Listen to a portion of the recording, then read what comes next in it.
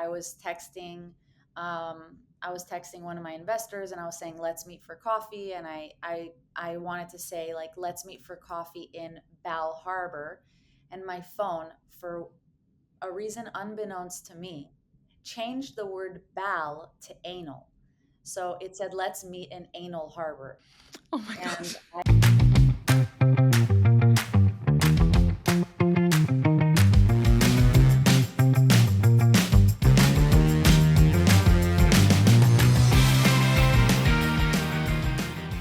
Hello, everyone, and welcome to Workplace Weirdness, the non-HR HR podcast where we dive into the strangest office situations and most awkward workplace dramas.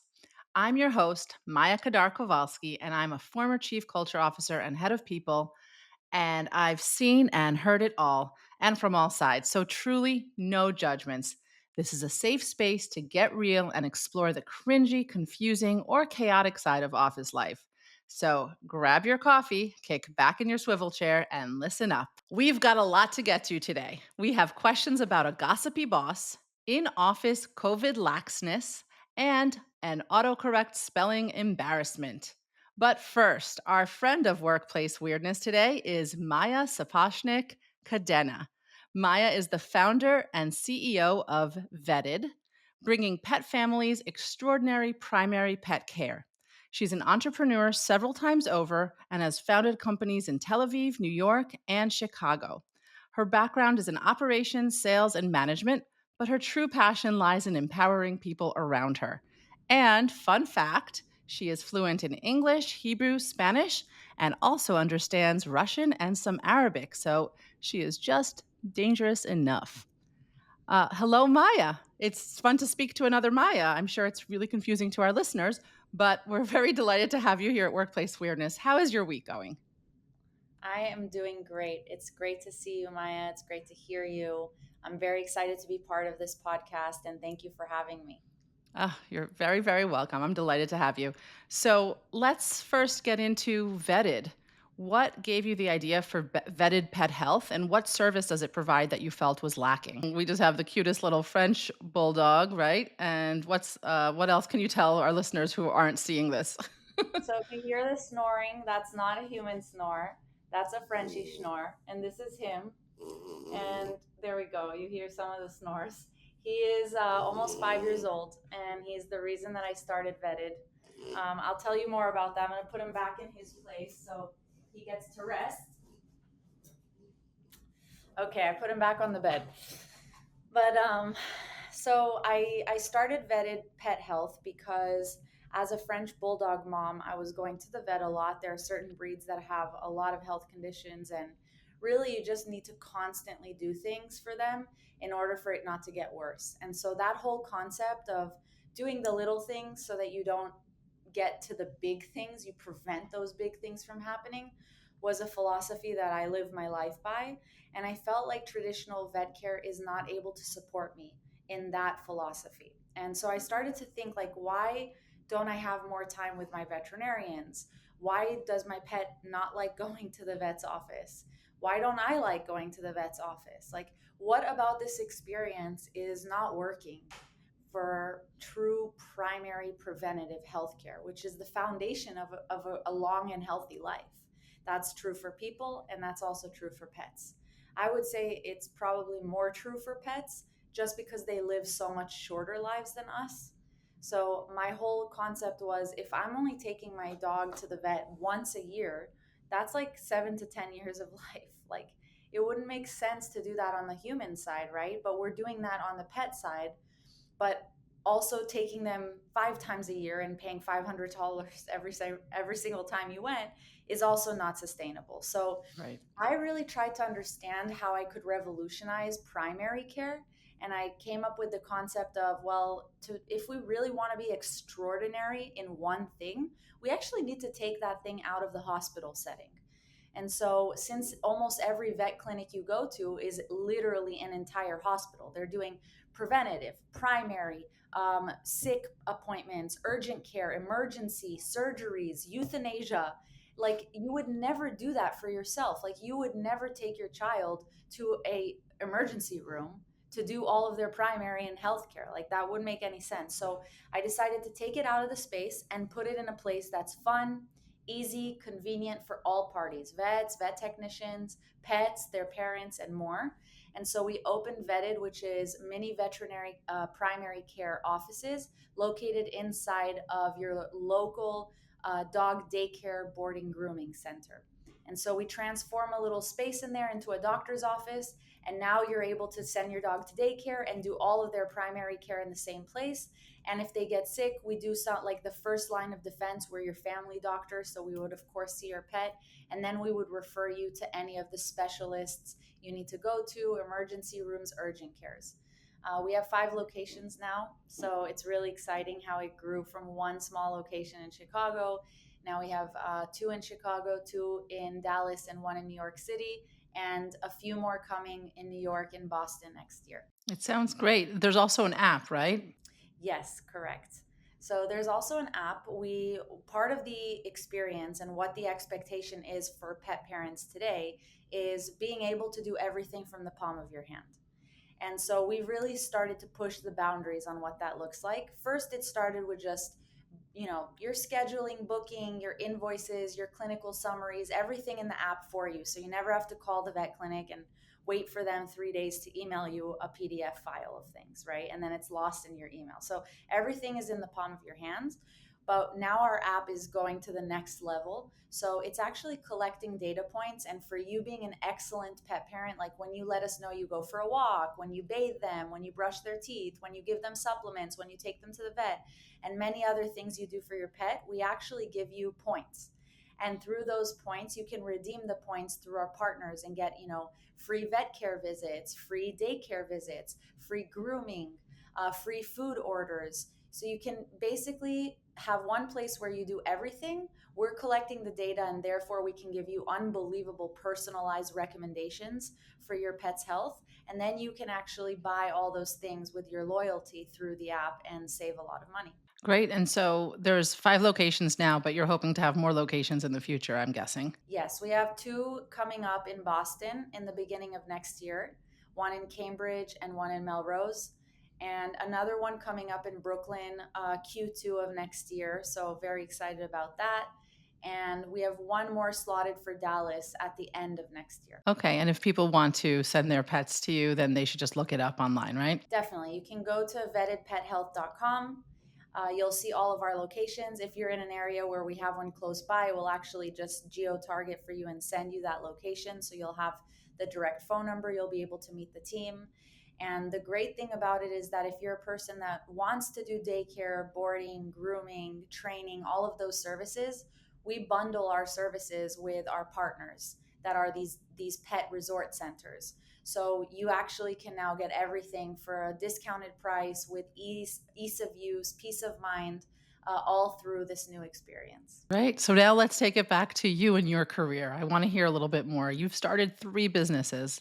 Like, what lessons have you learned throughout the steps of your entrepreneurial journey? I'll give you the biggest takeaways I have from the different businesses, and I will separate them actually for you, because the 2 companies I had before I started Vetted, both of them were bootstrapped. So they were fully funded by myself and my husband, which we were business partners for many, many years together, and happy to talk about that, like being a business partner with your spouse. Which I'm very pro, but I know that the word on the street is maybe not a good idea. I would beg to differ. I But think it depends. It depends. Yeah. you have to understand if you guys are good working partners and if you can switch it off. But we did those 2 companies together, and we put all the funds in. So really, that was a very different animal than what I'm in right now. Right now, I'm in a startup. It's very fast growth. We took investment from angels. We took investment from strategic corporations, partners. So now I have, investors that are on top of me and constantly saying, "Hey, like, what's going on? What do the numbers look like? Why aren't you doing this?" It's a very different approach than having your own company where you've bootstrapped it and you are the only one funding it. So I would separate those 2 types of companies. Um, from the bootstrap side, I would say the biggest takeaway I learned is to be your own driver. It's quite inspirational. I'm going to ask you the thing that I ask everybody. And it's basically, what is your weirdest workplace moment? Okay, so I work remotely most of the time. I do go to the clinics to see the staff, but most of the time I am remote. And one time I was working remotely from Los Angeles. I was in a hotel room, and then my husband ran in and was like, "I have to use the room. I have this crazy call. Like, you need to cover for me." Like, and I was like, "But I have a board meeting right now." And it's on Zoom. And he was like, okay, so one of us has to take the call in the bathroom. Like we have to just put the background on and take the call in the bathroom. And I like because I'm a lot more remote, like I'm so used to remote work, it wouldn't have bothered me to take the call in the bathroom. But I basically conducted a board meeting in the bathroom of a Marriott hotel. I sat on the floor, the laptop was on the toilet seat. My background was like I had my Zoom background on, and I just sat there and like looked all professional, but behind me was like a shower, you know? And all I was thinking was, please, please, background, don't fail me, because that is all I can count on right now. That's what I would be thinking exactly, but that's amazing. That's great. That is a really awkward moment. Luckily, that didn't, the curtain didn't get like removed, and that would have been an even funnier possibly moment. But I get it. And I love your composure under, a really stressful moment that you're able to sort of overcome. I'm sure it didn't smell too good down there either, but whatever. There were germs everywhere. I Yeah. was just like sitting, I was like, all right, Maya, like, this is game time. Like, you're going to be on in 3 minutes. Your husband needs this. He works in an office all the time. So he's not like the number one remote worker guy kind of guy. I'm like, I'll take one for the team. And I conducted the call from the bathroom floor with the toilet seat. And And nobody knew it, right? Nobody was the wiser. Nobody later was like, "Where were you for that call?" no, the only time you can know that I'm not like in my work office at home is when I work from outside because my hair blows in the wind, and that's what gives it away, you know. But I didn't have any of that in the toilet, so. Well, thank you for sharing. That was a really good one, I have to say. So, now we're going to go to the week in work, which is a weekly section where we discuss a news story that could affect how we work. So, last month, CVS's CEO, Karen Lynch, lost her job in a surprise ouster. She had been ranked number one on Fortune's most powerful women list. CVS's share price is down 20% so far this year and fell further on the news of Lynch's ouster. This means that CVS has now lost its title as the largest Fortune 500 business led by a female CEO. And now that honor goes to Mary Barra from General Motors. Although GM is much smaller than CVS and ranked number 19 on the Fortune 500, which means that the Fortune 500 just barely has a female chief in its top 20. In general, female CEOs average 4 to 4.5 years in their jobs compared to 7.2 for male CEOs. And the question that arises is, did she fall prey to the tougher standards imposed on women in business? Or should we not be looking at it this way? What are your thoughts, Maya? So I think we should separate the two things. I think we should separate the women in CEO position stats, and we should separate what happened specifically around her performance, etc. I wasn't in the boardroom. I don't know what was conducted there. I definitely think that there is bias. I do think there's bias. I think it's a lot of times unknown bias, like something that you don't notice. And I want to actually give a very clear example of this pattern that I've picked up on, and it really pisses me off. So hopefully, whoever is listening to this call will correct the bias if they're doing it to other female founders. So yes, I do think there's bias, but I don't know if she should have stayed, if she was performing, if she was meeting her goals, like if she was good for the team culture, if her team believed in her, if her board believed in her. I don't know. So I don't feel like I can speak specifically about her. I will say that when I was fundraising with last year, I was on a rodeo but I was a road show. I basically was like fundraising from 250 different VCs that I had meetings with in 4 months. Every day I was pitching 4 or 5, 6 times a day. I mean, it was crazy. And I realized there were almost no women on the call. So something that I noticed was women, like, it's very natural that you gravitate to people that look like you or have some common shared history or value. It's just normal and natural. So where I met you, Maya, which was a conference.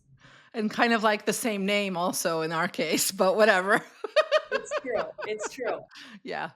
But where we met at a conference, that's true, yes, I continue. love conferences. Let me tell you why I love them. I love to observe them.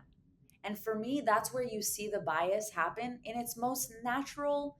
And I'm not saying it in a critical way, I'm saying it's natural. So we need to be aware of it so that we can try to fix it, because the naturalness of this does create a barrier for women to be in the same group as a man, because we won't gravitate to that. So there was this massive networking room in the conference we met. So I was standing like on the side and I was watching everyone. And what did I see? I saw groups of men, 2 men, 4 men, 6 men, 8 men, 10 men, and they were all talking to one another. And more men would come and more men would come. But for me as a woman, I didn't feel as comfortable to barge my way into a group of 10 guys and say hi.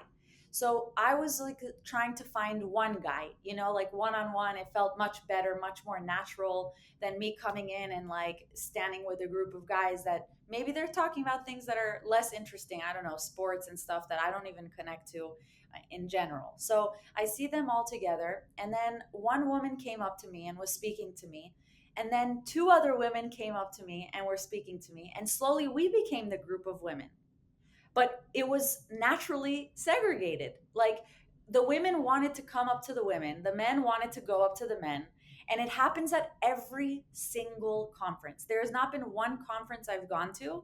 Now you're going to note, you're going to pay attention to yourself, where you'll see that the natural process. I'm not speaking about outliers. Like, I'm very extroverted and I love sales, so I'm never embarrassed. So I love going and talking to people.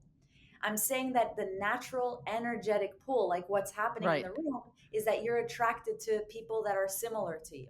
Agree, and also, in other words, you have to be conscious of that bias in order to overcome it. Because that's what I do. I used actually at that conference, which is that I had a male colleague that I knew there, and at one point I go, "Hey, introduce me to your friends. Like you take me around," because then I thought that's the way I can sort of intercept some of these more male groups a little bit easier, and he kind of vouches for me for lack of a better way of saying. And I'm not saying that I'm not confident. I'm incredibly confident and I can, but in certain situations when there's many men together and you don't know them, it's a little bit harder to intercept. That's all. So now, just to tell you about my pet peeve, and this is where it drives me crazy. Like, it's something that I have seen with so many female founders and I've seen with almost no male founders, is when an investor will ask, how's your project going? They will call my business a project. And I cannot, first of all, I put my foot down immediately. I will not tolerate that belittling term to my company. So I immediately tell them, project. I think you do, you know the definition of a project? And then they'll look at me kind of, and I'll be like, you mean company? You mean my startup? You mean my 5 clinics that I'm running? You mean the revolutionary in pet care that I'm bringing to a space that needed to be revolutionized 50 years ago and still hasn't been? You mean the AI tools that I created to do all of your at home? Like, I will literally list all the stuff. I'm saying that's not a project, that's a company. And please give it the respect it deserves. But I've never, in all my friends, in all my male founders. Interesting. It's really interesting. It might be exactly. It's in other words, it's an unconscious thing that is happening on some level. I'm very impressed. Thank you. I will say there's no awkwardness on my part. Well said. I really thank you for your thoughts on that. And it does sound like we still have a long way to go with females in power and bias. Next up, we're going to go to a quick break. When we come back, we have questions from Maya Cadena about chatty Kathy that just happens to be a boss, what to do when others don't take COVID seriously, and when spell check is not your friend. See you guys soon. When I was chief culture officer, it was my mission to create a workplace where employees feel supported and valued. And there's no profession where that's more important right now than in education. That's why school district leaders are loving Alpaca, an innovative and award winning employee engagement platform designed specifically for K 12 schools. It all starts with one simple question: how are you doing? Alpaca's simple, delightful pulse surveys let teachers share real, honest feedback while giving school leaders actionable insights. Teachers love how easy it feels to take this pulse survey every month. No 1 to 5 scales, just quick, meaningful feedback for principals to know where to celebrate and where to focus so that they can create great team culture. Teachers love feeling heard, principals love the insights, and districts love keeping their teachers. Every employee wants to feel heard, seen, and valued. And when teachers feel supported, schools thrive. Alpaca is transforming workplaces for educators across the country. Learn more at alpacapacks.com and see how modern employee engagement can make school the happiest place to work. Welcome back to Workplace Weirdness. I'm here with Maya Cadena, the founder and CEO of Vetted Pet Health, to answer the first of our listener questions today. Are you ready, Maya? I'm ready. Let's hear it. Good. Okay, let's start with our listener questions with an office that's put COVID way, way, way in the past. Hi, Maya. People in my company are getting COVID again, and the company used to have really good policies, but it doesn't seem like they are contact tracing anymore. And a lot of people in my department kind of pretend like it's not even happening. So I'll go around with a mask on, but no one else will. And no one else will mention if they were exposed to a person who just tested positive. And then they still come to work. Not the tested positive person, but the person who was exposed. And some people are super anti vax, and other people were vaccinated. It's just really uncomfortable, and I'm not sure what to do because there's no longer any consciousness on it. But I am very conscious of all of it all the time. What would you advise? Well, first, I would say that it's tough to be in a work environment where you're not comfortable. So definitely resonate with the feeling of being uncomfortable in your workplace. And I do think that if you feel uncomfortable, again, back to be your own driver concept, you should definitely do something about it. So really, the question that's coming up in my mind is, what should you do? Not, I think I'm actually going to take COVID out of this equation because I do think that COVID has become more of like a politicized term. And that even though you're worried about COVID, given that it was a massive pandemic and many, many people died all over the world having COVID, it still creates some kind of political like comment if you say COVID. I think that it would drain the energy out of the room if you say COVID, and then nobody's actually listening to what you're really saying, which is people are coming to work after they've been exposed to someone sick and they know it. And maybe they should just feel comfortable waiting another day or two before they come to work and seeing if they're actually having symptoms or not. It sounds like that's what you're really trying to say. Like, if you had to come up with a solution, your solution is, can they just wait a couple days and see if they have symptoms before they come? But you don't know how to go about getting that action or getting that principle to even cross their mind. It seems like it's not even in their mind. So, given that that's the situation at hand, what I would do is that I would first decide, who in the office do you feel like you can speak to about this that has authority and also would be open to it, where you could go up to them and say, listen, I'm a person that is, I'm worried about getting sick. Like, I really don't want to get sick. I want to be able to come to work and function and be productive. And I'm trying to be as cautious as I can. And I know that other people are not as cautious as me. And I'm not asking you guys to, like, force them to be cautious or anything like that. What I am asking is, would you consider telling people that if they were exposed to COVID, just so that they don't, have it undercover and then get other people sick, would that you guys would support them working from home for a day or two just to check if they got the symptoms. And then if they don't have the symptoms, they come back to work. And obviously, if they do have the symptoms, you would continue either them taking time off because they're now sick, or just continue working from home if they have nothing, they just have the sniffles or something, and they feel that they do want to work and be, you know, and be productive in their day, because sometimes taking time off and you don't feel bad is actually a massive burden on everyone. So just having that discussion where people feel comfortable, where that way they're bringing it up in an office setting, and they're saying, guys, it seems like COVID's going rampant all over the place, the flu's going rampant, people are sick, we don't know what it is, upper respiratory something. And what we're saying is, if you guys have been exposed to someone and stay home and work from home that day. If you're sick, take time off. Just reinforce that policy so that people feel like they're not going to be castigated if they want to stay home because they've just been exposed, and that the company is supporting that positioning. So, in a nutshell, I'll just wrap up. One, identify the person that you think would be open to this and has authority that you can go and speak to. And two, ask them if they would be willing to share that the company does support people working from home, even if possible, for a day or two, just to see if they have the symptoms, and staying home if they're sick, and taking sick time if they're sick.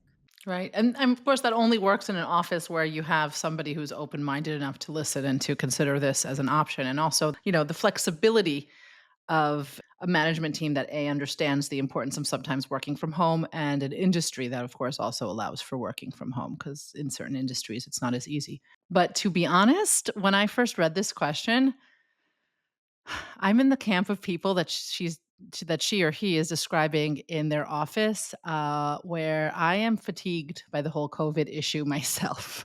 And despite that, though, despite what I'm feeling personally, if this person came into my office and had these concerns, I would, of course, take them seriously, because you really never know what the backstory is. Do they have comorbidities? Do they have other issues that make basically COVID a bigger threat to them than other people? And you rightfully pointed out that people died from this, from the pandemic. So we can't poo poo it, despite the fact that my first reaction was a little bit like, I don't know, I'm already over it myself. But I think we can also think about it in general, about how people think about just, the sick policies in their office in general.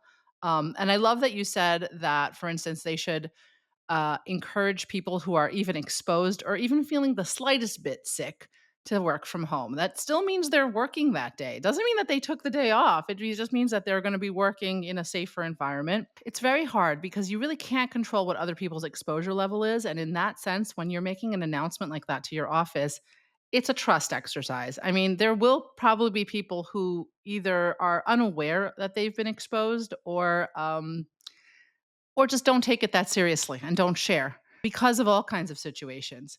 And in order to really, really, I think, make sure that the person who is writing in is safe, I would encourage them to wear a mask. I would encourage them to stay home if they think that there is, that they're sick. And I think you're right. Talking to the person in the office who's responsible for it, like the head of HR or somebody else that's trusted in the C suite, or the management team, or your own manager, might all be able to help you, and explain to them that this is a really sensitive issue for you, and that you would need some more flexibility. And if that's seen as, the only thing that I worry about is that that would be seen as that you're trying to like get out of work or something.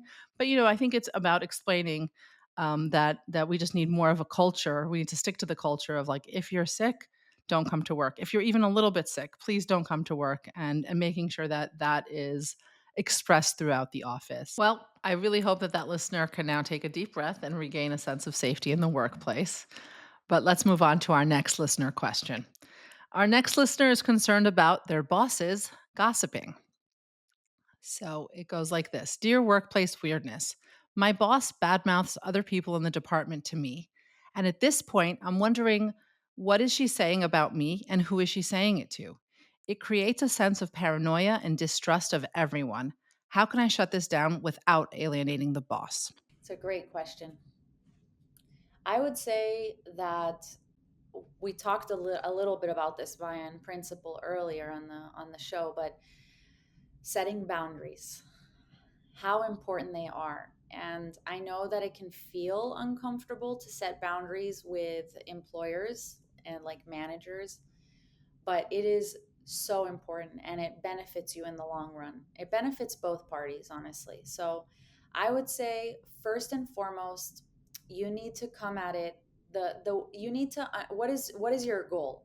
Your goal here is to talk to your manager so that they stop bad mouthing other people in front of you. That is actually your goal, because and so if you want to achieve that goal, you need to do it in a way that doesn't insult you. You ask the question correctly, do it in a way that doesn't insult the manager, but also makes them understand that whatever they're doing is not in the best interest of them and not in the best interest of you.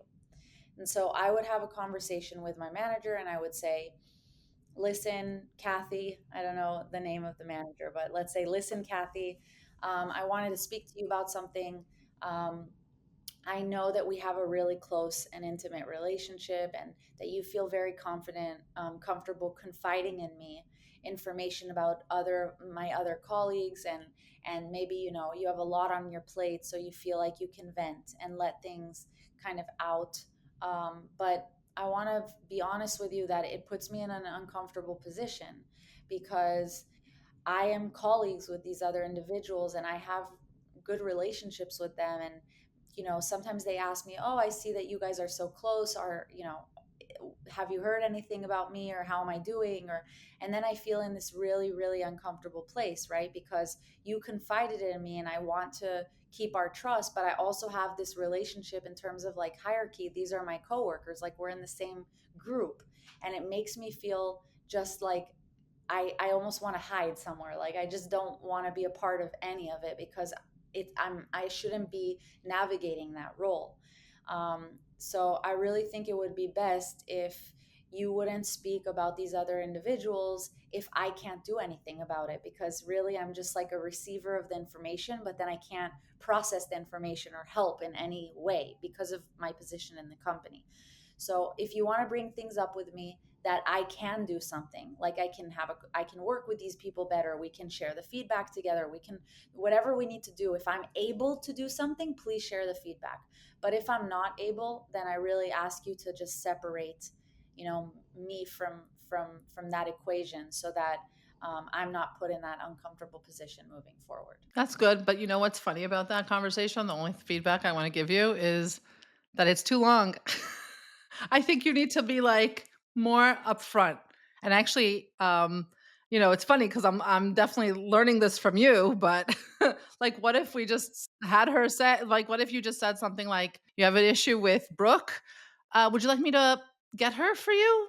She's right there." Like, why don't I bring her in and we could talk about it? Or, like, maybe there's a way to, like, turn that triangle that this boss is creating, like in a way respectful. I mean, because essentially you're like, oh, are we talking about that person? Oh, maybe we should call them in for a meeting, or maybe there's like, I'm wondering if there's a way to do it a little bit more sneaky that kind of puts a mirror in front of that boss. What do you think about that? When I imagined the boss in my head, I imagined the boss that had a big ego and would be insulted.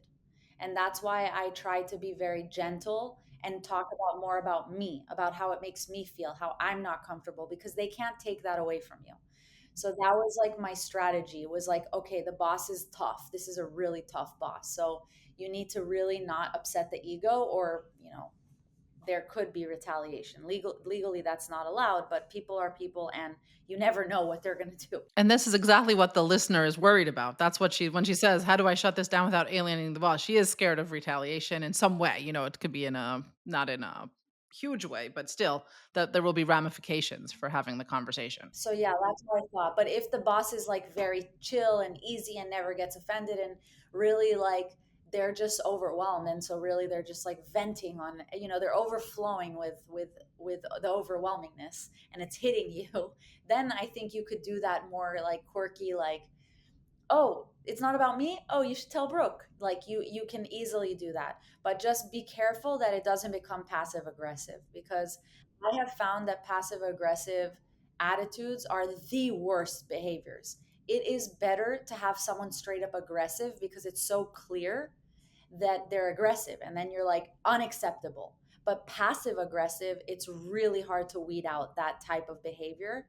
and I wouldn't want them to I don't associate. it's funny because you're right. I probably said it a little snarky now, but really what I meant was, why don't you try to utilize the sort of bad mouthing or the talking about someone behind their back as a way for you can take it sincerely and say, oh, if you have an issue with so and so, I think the best thing might be to just directly, you know, address it with them.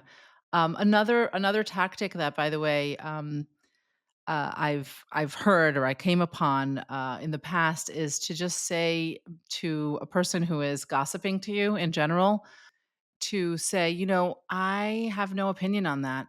In other words, so that when they are looking to fuel a fire, that is, in other words, to them, they want to hear what you say back. They want to vent. They want to maybe even catch you, have you take the bait and also chime in on this person. It might be better to just be neutral and say, I just don't have any opinion on that, and then move on, hopefully. And if that happens enough, possibly the boss might get the idea. Well, I also want to take this opportunity to give a little public service announcement, which is that if you are a boss, never do this. Other people will think you're bad mouthing them too. It's just obvious. What you do with one employee, you probably do with the other. So that's just what I wanted to make very clear. Please be more conscientious, because it really does look bad on everyone, honestly, when the boss speaks about other employees behind the backs of others. And I think that you're right. You need to know who is in front of you in order to deal with it correctly. And now this person has a few different ways that they can go about, hopefully, engaging in this topic with the boss, or disengaging for that matter. Anyway, so now let's move on to our third question, which is what we call our cringeworthy weirdness. Every week, we cover one question addressing the kind of cringeworthy slip up that can just make you want to slide under your work desk. So, dear workplace weirdness, one of the clients I work with is named Umar. I was sending him an email and also CC'd his whole team and my entire team. Unfortunately, autocorrect changed Umar to uncle. And I didn't notice it until one of my teammates slacked me saying, I just call my client my uncle. What should I do about this? From Unrelated. I like this one because it's so common, and it's like really really cringeworthy when it happens. So definitely, I definitely relate personally. I will say that I had this happen to me where I was texting one of my investors, and I was saying, let's meet for coffee. And I wanted to say, like, let's meet for coffee in Bal Harbor. And my phone, for a reason unbeknownst to me, changed the word Bal to anal. So it said, let's meet in Anal Harbor. Oh my gosh. What? What is this?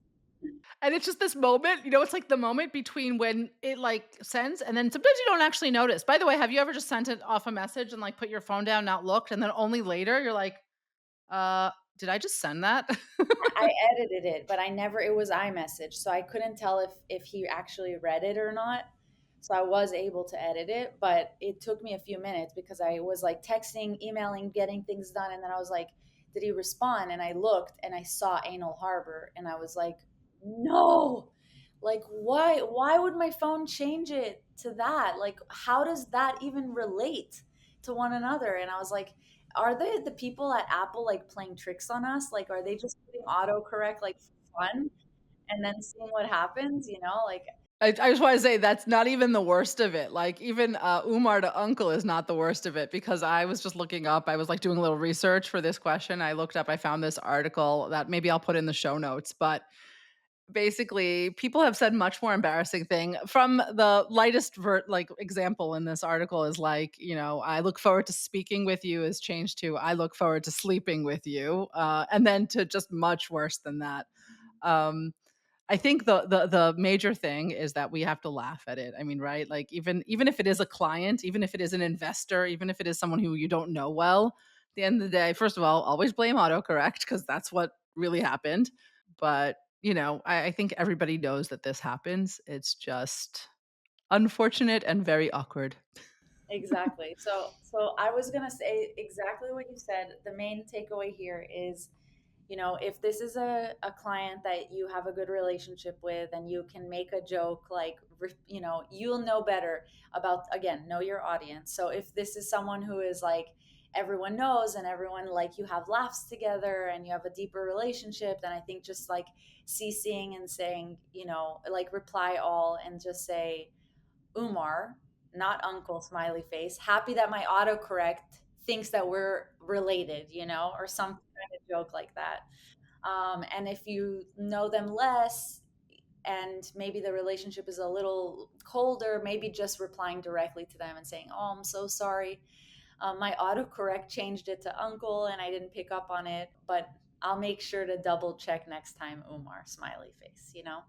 So I would say calling it out is probably better than not calling it out, but just deciding if whether or not you want to reply all or you want to just reply directly to him. Right, because in other words, you're trying to see, in other words, depending on the situation, whether it's more of a delicate thing or if it's something that you want to correct in front of everybody. So, Yeah, because maybe um, everyone will email you being like, "It's uncle, it's uncle, it's yeah, uncle," and you'll be like, "I know, I already." I know. I talked to him about it. Well, it happens. These are the things that make work a little bit more interesting. That's all I can say. I hope that for all of us, we get to laugh at the right things and not have to endure, just the rougher side of office life. Okay, well, I just want to take this moment then. That's our show. I want to say thank you very much to Maya Kadena for joining us to discuss entrepreneurship and uncles. My pleasure. Thank you all for having me. Thank you, Maya. Thank you, Felicia. Thank you, all the listeners for listening. And if you have any questions, you can always either write me through Maya. You can find me on LinkedIn and reach out to me. So, we'll be back soon with more workplace weirdness. If you've enjoyed our dive into the strange and funny side of office life, don't forget to subscribe.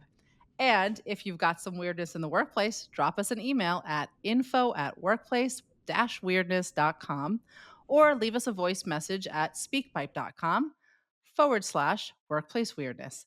We might feature your question in an upcoming episode. Until next time, this is Maya Kadar Kovalsky reminding you to embrace the quirks and make the most out of the office chaos. In the meantime, keep working and whenever possible, stay weird. Today's show was produced by me, Maya Kadar Kovalsky, and Felicia Wang, and written by Dana Burnell. Thanks to Billy Salibi and the rest of the team at Podify who helped engineer this episode. And thanks also to Maya Kadena for joining us on today's episode. Thanks to you for listening to Workplace Weirdness. Make sure you're subscribed to the show wherever you listen to podcasts. We'll be back next week for another breakdown of all things weird from a workplace near you.